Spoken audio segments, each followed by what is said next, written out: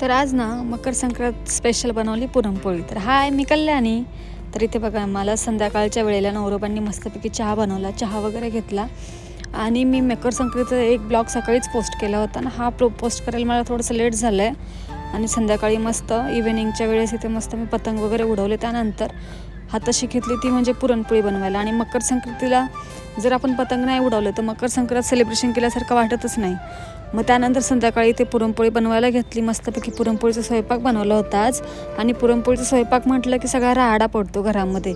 आणि माझ्या पण बाबतीत तेच झालं होतं. माझं पूर्ण किचन, पूर्ण भांडे, आणि मेन म्हणजे पुरणपोळी स्वयंपाकामध्ये भांडे खूप जास्त निघतात.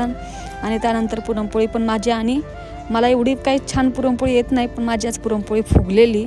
आणि मेन म्हणजे मी तिला ना असं 2 पार्टमध्ये बनवलं होतं.